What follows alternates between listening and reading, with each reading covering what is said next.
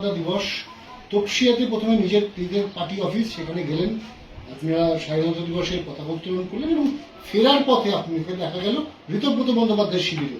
কি বলবেন? না, বিষয়টা হচ্ছে যে স্বাধীনতা দিবস আমরা মমতা বন্দ্যোপাধ্যায়ের নেতৃত্বে সর্বভারতীয় তৃণমূল কংগ্রেস আমাদের তপসিয়ায় আমাদের তৃণমূল ভবনের সামনে আমাদের স্বাধীনতা দিবস উদযাপনের অনুষ্ঠান সাংসদ দোলা সেন, বিশ্বনাথ চট্টোপাধ্যায়, আমি এবং শাখা সংগঠনের একাধিক প্রধান এবং বিরাট জমায়েত ছিল। আমরা স্বাধীনতা দিবস ওখানে পতাকা উত্তোলন এবং আমাদের কর্মসূচি করার পর আমি ফিরছিলাম, আর ওটা আমার ফেরার রাস্তা, তো আমার নির্বাচনী কেন্দ্রও বটে, আমি ওখান দিয়ে যাতায়াত করি। তো আমি হঠাৎ দেখলাম যে মেট্রোপলিটনের যে বাড়িটির ভাড়া এসব, তো দরজা খোলা, ওখানে কয়েকজন দাঁড়িয়ে পতাকা তোলার। তো আমি ওখানকার বিধায়ক আমার দলের নাম করে পতাকা তুলছেন, তো আমি সেই জন্য সেখানে গাড়ি থেকে আচমকা নেমে পড়েছি। আমি নেমে পড়ে আমি আমার যে সহকর্মীরা ছিলেন আমি ওখানে ঢুকলাম। ওরা ছিলেন একটু আকস্মিক, একটা বিস্মিত তারা হলেন, বুঝতেই পারছিলাম তাদের প্রতিক্রিয়ায়। তো আমি বললাম যে আমি বিধায়ক এই এলাকার, আমার দলের নাম করে পতাকা তোলা হচ্ছে, তাই আমি দাঁড়িয়ে গেছি। আমি তো ওখানে যাব বলে যাইনি, আমি ওখান থেকে ফিরছিলাম, আমি দাঁড়িয়ে গেছি, আর ওটা আমার যাতায়াতের রাস্তা ওই রুট দিয়ে গেলে। তো আমি ওখানে জাতীয় পতাকা শ্রদ্ধা জানালাম, ফুল দিলাম, শহীদদের শহীদ তর্পণে ফুল দিলাম। তো তারপরে আমি যখন বেরিয়ে যাব তখন ওখান থেকে আমাকে কোহিনুরের ছাত্র নেতা ফুল এগিয়ে দিলেন, সুদীপ রাহা তাদের আমায় বললেন একটু বক্তৃতা দিতে হবে। তা আমি ভাষণ দিলাম যে এক হচ্ছে আমার পয়েন্ট হচ্ছে মমতা বন্দ্যোপাধ্যায়ের নেতৃত্বে তৃণমূল কংগ্রেস চলবে এবং মানুষের পাশে। দুই হচ্ছে যে আমরা গর্বিত যে আমরা স্বাধীন ভারতের নাগরিক, কিন্তু এই কেন্দ্রীয় সরকার বিজেপি এই সামাজিক আর্থিক স্বাধীনতাকে বিপন্ন করে তুলেছে, শ্রমিক, কৃষক, ছাত্র সমাজের সব গোটা দেশ চাপে পড়ে গেছে। তিন হচ্ছে এই বিজেপির অনন্ত মহারাজ যেভাবে নেতাজিকে অপমান করেছেন, ওকে অবিলম্বে অ্যারেস্ট করতে হবে। তো সেগুলো স্বাধীনতা দিবসের যা বক্তৃতা হয় সেটা করে আমি সেখান থেকে বেরিয়ে এলাম। মানে স্বাভাবিকভাবে তৃণমূল ভবনে ঋতব্রত বন্দ্যোপাধ্যায়ের শিবিরে আপনাকে দেখা যাচ্ছে, এটা তো মানে প্রশ্ন হচ্ছে তাহলে কি আপনিও এবার ঋতব্রত বন্দ্যোপাধ্যায়ের শিবিরে? না, কোন আমি গেছিলাম দোলা সেন, বৈশ্বনাথ চট্টোপাধ্যায় আমাদের দলের অনুষ্ঠানে। তারপর বালির শিবিরের কে কি করছে এখন, যেহেতু আমাদের দলের নাম করে করছে, আর আমি ওখানকার বিধায়ক, যাওয়ার সময় আমি দেখি যে কয়েকজন দাঁড়িয়ে আছেন এবং তারা আমার পরিচিত মুখ। তো আমি আচমকাই গাড়ি থেকে নেমে, তার সঙ্গে তো কোনো শিবিরের নয়, আমি তো ওখানে গিয়ে বলছি মমতাদির নেতৃত্বে তৃণমূল কংগ্রেস চলছে, তোরা তো সেটা বলছেন না বলেই বিরোধ। তো ফলে আমি কেন ওদের সঙ্গে যেতে যাবো? আমি তো বিজেপিকে অ্যাটাক করছি, কেন্দ্রের বিজেপিকে, রাজ্যের বিজেপিকে, অনন্ত মহারাজের অ্যারেস্ট চাইছি, আর ওরা তো বিজেপির বি টিম।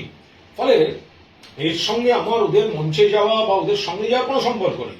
আমার পরিষ্কার কথা, আমার কনস্টিটিউয়েন্সিতে তৃণমূল কংগ্রেসের নাম করে পতাকা তোলা হচ্ছিল স্বাধীনতা দিবসের। আমি ঘটনাচক্রে ওখান দিয়ে ফিরছিলাম, আমি দাঁড়িয়েছি, আমার মনে হয়েছে এখানে আমার কেন্দ্র, আমার দলের নাম করে পতাকা তোলা হচ্ছে, আমি বিধায়ক হিসেবে আমি 100 বার দাঁড়াবো, আমি এখানে সেখানে দাঁড়িয়েছি। তাদের আমি অনেককে বিস্মিত দেখেছি ইত্যাদি। দুটো জিনিস আমি শুধু বলবো, একটা পতাকা তোলার অনুষ্ঠান শহীদ, তাদের অনেককে আমি দেখলাম জুতো পরে আছে, তার মানে জুতো পরে থাকবেন, তাদের রুচির ব্যাপার। আর দুই হচ্ছে, আর একটা জিনিস হচ্ছে, ওদের ওই 5-6 জন নেতা আর 2-1 জন স্টাফ আর 2-1 জন সিকিউরিটি গার্ড, একটা লোক নেই। আমার সঙ্গে তার থেকে বেশি ছেলে ছিল যে এইভাবে। আর ওখানে তপসিয়া তো ওখানে মানে বিরাট ছাত্র যুব বিভিন্ন শাখা সংগঠন, সংখ্যালঘু যত সেল আছে, শিক্ষক, একটা হই ব্যাপার। এখানে 5 জন নেতা না 6 জন, ওর তারা দাঁড়িয়ে, তারা আপনাদের ছায়ারা, হ্যাঁ, আর সঙ্গে 2টো সিকিউরিটি, 1 জন স্টাফ। এইটা নিয়ে কি করছেন ওরা? এত দলেরও মানিজ্য যায় না, যারা ওই পাড়ায় দেখছেন ওই এলাকার কেউ নেই, কিচ্ছু নেই, এত কম নিয়ে করে। আমাকে বলতে পারতেন লজ্জায় যে আপনাদের এই 21শে জুলাইয়ের মতো প্লাস্টিকের চেয়ারের হাল, তা আমাদের বলতে পারতেন, আমরা অন্তত দলের মর্যাদা রাখতে 4টি ছেলেকে আমরা অনুরোধ করতাম। তাও ভাগ্যিস আমি ওখানে গেছি, তাতে অন্তত 4টে লোক দাঁড়িয়েছে। আর আমার তো মনে হয়েছে ওনারা আমাকে যেভাবে সহযোগিতা করেছেন, মানে এত সুন্দরভাবে সহযোগিতা করেছেন, যেভাবে ফুল দিয়েছেন আমি যাতে ফুল দিতে পারি, যেভাবে বক্তৃতা করতে দিয়েছেন, অ্যানাউন্স করে দিয়েছেন, তাতে মন থেকে ওরাই আমায় বিরোধী দলনেতা মানছেন, অন্য কাউকে মানছে না। এসব বালিশ ফালিশ চলে না, ওরা মন থেকে কম্পালশন একটু থাকতে হয়।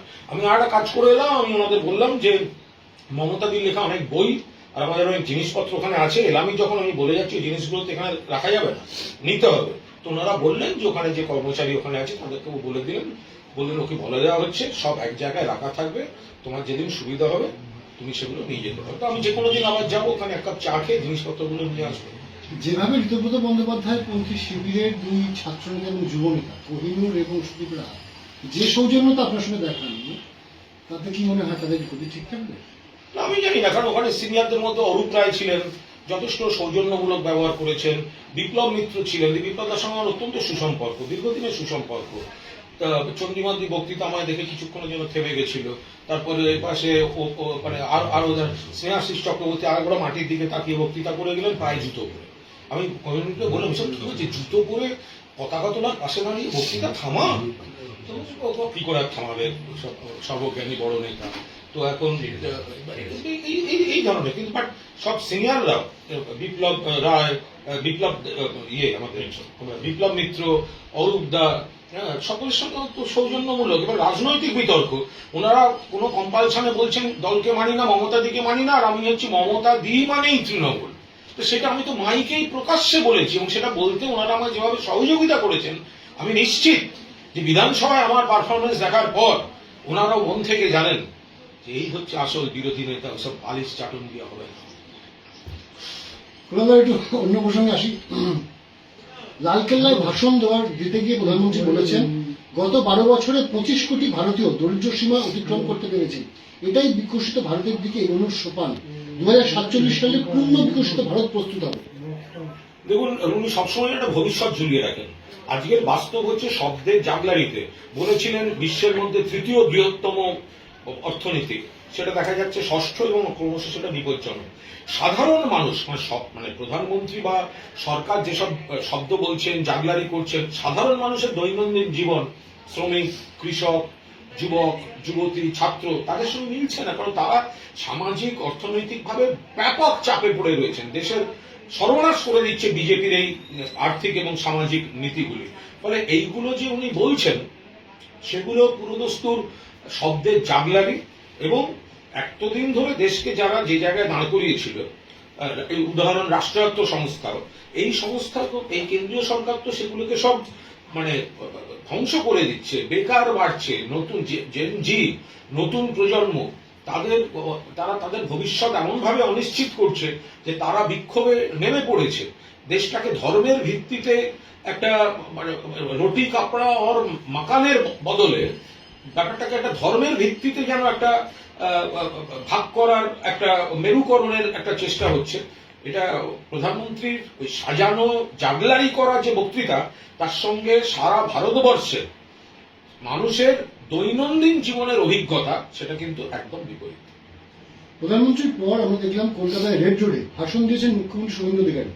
রাষ্ট্রবাদী শুভেচ্ছা জানিয়েছেন। তিনি বলেছেন যে 2047 সালে বিকশিত ভারত গড়া তখনই সম্ভব হবে যখন আমরা বিকশিত পশ্চিমবঙ্গে গড়ে তুলতে পারব। আমাদের সরকারের লক্ষ্য পশ্চিমবঙ্গের আগের মতো গড়ে তোলা। পশ্চিমবঙ্গ যে এখানে রাজ্য সরকার যেসব কথাবার্তা বলছেন, ওনারা করেছেনটা কি? তারা তো মূলত 2-3টে কাজ করে যাচ্ছেন। একটা হচ্ছে তৃণমূল কংগ্রেসকে ধমক, চমক, অ্যারেস্ট, হয়রানি, একমাত্র এটা হচ্ছে কাজ। আর একটা বি টিম তৈরি করে তাদের পুলিশের ব্যাকিং দেয়া। 2 নম্বর হচ্ছে মমতা বন্দ্যোপাধ্যায় যে কাজগুলো করেছেন তার নাম বদল করা।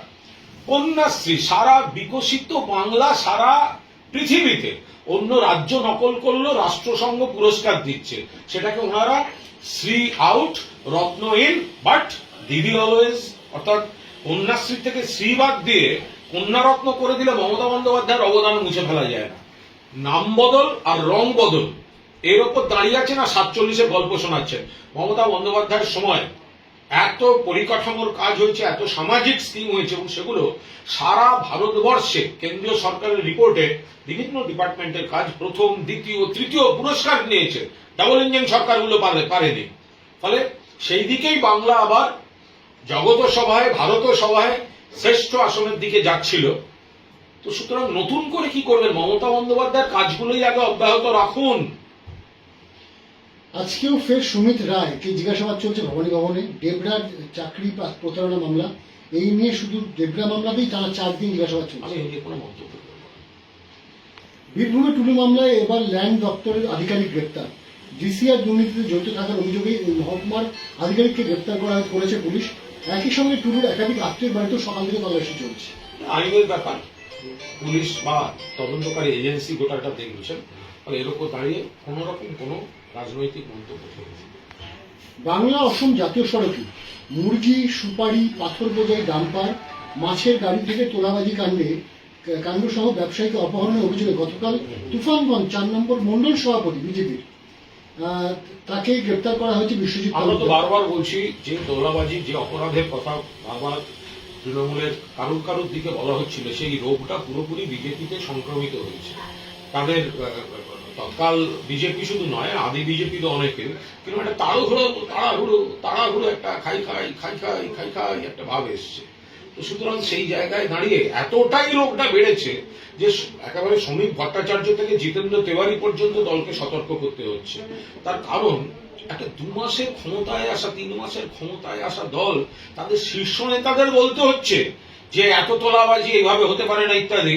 তার মানে দলের ভেতরের বিপদটা কোথায় গিয়ে পৌঁছেছে সেটা একদম ওপর মহল থেকে তলা অব্দি যাচ্ছে। তলায় অ্যারেস্ট হচ্ছে, তলায় কেউ তোলাবাজি করলে অ্যারেস্ট হচ্ছে, বিজেপিরও ধরা যাক বিজেপির অ্যারেস্ট হয়েছে, কিন্তু বড়রা তো সব আবার ভালো তৃণমূল সেজে বিজেপির কোলে দোল খেতে যাচ্ছেন, তাদের অ্যারেস্টটা কে করবে?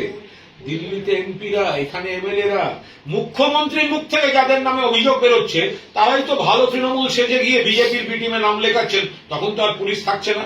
ফলে এই ধরপাকড় 2-4টে নিচের তলায় করে সম্পূর্ণভাবে মানুষকে ভুল বোঝাবার কোনো মানে নেই। ক্ষমতা থাকলে যাদের নাম মুখ্যমন্ত্রীর মুখ থেকে বেরিয়েছে আগে তাদের অ্যারেস্ট করে দেখা। গতকাল আমরা দেখলাম মহুয়া মৈত্রকে সার্কিট হাউসে ঘর দেওয়া হলো এবং তারপর তিনি ডিনারের অর্ডার করলেন এবং তারপর জেলা শাসকের দপ্তর থেকে চিঠি এলো যে আপনাকে ছেড়ে দিতে হবে। অত্যন্ত আপত্তিকর। মহুয়া মৈত্র তিনি মাননীয় সাংসদ, তিনি যেখানে গেছেন সার্কিট হাউস, সেখান থেকে এইভাবে এটা কোনো রুচিশীল ব্যাপার হচ্ছে? মহুয়াকে ওখান থেকে বার করা হয়েছে। গতকাল থেকে আজ পর্যন্ত উত্তর কলকাতায় আমাদের লিডারদের যারা জেলা স্তরের এবং রাজ্য স্তরের তাদের একাধিক থানা ডেকে পাঠিয়ে 5-6 ঘন্টা করে বসিয়ে রাখছে। একটা হয়রানির টেন্ডেন্সি যে একটা মহল তৈরি করে দেয়, তোমরা মমতা বন্দ্যোপাধ্যায়ের নেতৃত্বে তৃণমূল করলে এই হয়রান এগুলো চলবে, এইটা হচ্ছে বক্তব্য। মিথ্যা মামলা, গ্রেপ্তার, হয়রানি, বসিয়ে রাখা, ঘর থেকে বার করে দেওয়া, এগুলো বাংলা জুড়ে চলছে, আজ 15ই আগস্ট গতকাল রাজ্য তৃণমূল যুব কংগ্রেসের কার্যনির্বাহী সভাপতি তাকে মানিকতলা থানা 6 ঘন্টা বসিয়ে রেখেছে অকারণ। আবার সেই বসে থাকতে থাকতেই চিতপুর থানার ফোন এসছে যে আজকে আবার তাকে চিতপুর থানায় ডাকা হয়েছে। আর একজন সুব্রজিৎ হাজরা আমাদের জেলার অন্যতম যুব নেতা, তাকে আরেকটা থানা ডাকছে, আরেকজন নেতা তাকে আরেকটা থানা ডাকছে। এগুলো হচ্ছেটা কি? মহুয়াকে ঘর থেকে বার করে দেয়া, সার্কিট হাউস থেকে বার করে দেয়া, আমাদের নেতাদের থানায় ডেকে ডেকে হয়রান করা, ভয় দেখানো, এই করে মমতা বন্দ্যোপাধ্যায় সৈনিকদের থামিয়ে রাখা যাবে। আজকে অভয়ের মা তিনি প্রাক্তন মুখ্যমন্ত্রী মমতা বন্দ্যোপাধ্যায়কে আক্রমণ করেছে। তিনি বলছেন যে পানিহাটিটা পুরো বিক্রি করে দিয়েছে নির্মল ঘোষ। এগুলো সাজানো কথা উনি বলছেন। অভয়ার মৃত্যুতে আমরা সবাই শোকাহত, সবাই প্রতিবাদ করেছি, কিন্তু সোমবার এক কথা, মঙ্গলবার এক কথা, বুধবার এক কথা, বৃহস্পতিবার এক কথা, রাজনৈতিক দল বা বিভিন্ন সংগঠনের প্রভাবে এটা হচ্ছেটা কি? যদি নির্মল ঘোষ দোষী হন, কোথাও গন্ডগোল থাকে, সিবিআই অ্যারেস্ট করেনি কেন এতদিন? আবার যেটা শোনা যাচ্ছে এত কিছু বলা হলো, দাহ, অনিয়ম, তথ্য প্রমাণ, বিরাট কেলেঙ্কারি, শোনা যাচ্ছে তিনি নাকি কালকে ওই কেসটাতে বেল পেয়ে গেছেন, অন্য কেস দিয়ে তাকে আটকে রাখা হয়েছে। তা এত যদি অপরাধ হয়ে থাকে, তার তথ্য প্রমাণ ছাড়া একজনকে আপনারা দায়ী করবেন, হাইপ তুলবেন, কালিমালিপ্ত করবেন, ডিম মারবেন, পুলিশ গুন্ডাদের সাজিয়ে দেবে সামনে, এটা হচ্ছেটা কি? তার জামিনের খবর যদি সত্য হয়, তো তাহলে যার বিরুদ্ধে কিছুই নেই যদি প্রথম দিনেই কেউ জামিন পেয়ে যান, তো তাকে যার যা ইচ্ছা হবে নিজেদের পলিটিক্যাল ন্যারেটিভে আক্রমণ করে যাবেন। এটা কি করে হতে পারে? মনে রাখবেন 3খানা কোর্ট গোটা কেসটা মনিটর করেছে। 1 ট্রায়াল কোর্ট, 2 হাইকোর্ট, 3 হচ্ছে সুপ্রিম কোর্ট। তো এই অভয়ার আত্মীয়রা বা যারা, তারা তো সমস্ত কিছু বলার সুযোগ পেয়েছে।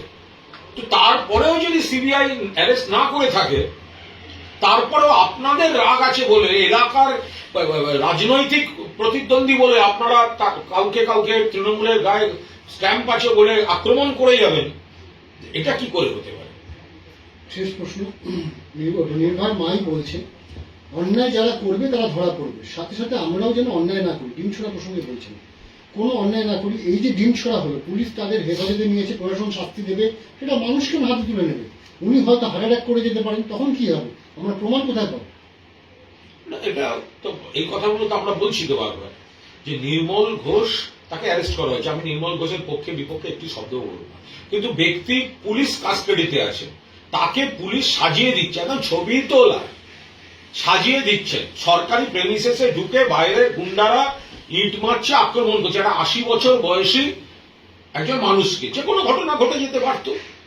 আমরা তো এগুলো বারবার বারণ করছি, পুলিশের গায়ে তো ডিম পড়ছে, তাহলে পুলিশ তাদেরকে অ্যারেস্ট করছে না কেন? এটা তো জানে আমরা একটা মামলা দিয়েছি, যে মামলায় আমরা কিছু করতে পারবো না মেলাইন করা ছাড়া। ফলে আগে ওই ডিম মারা, অপমান করা, সামাজিক হিউমিলিয়েশন, এইগুলো শুধু করিয়ে দেওয়া হচ্ছে।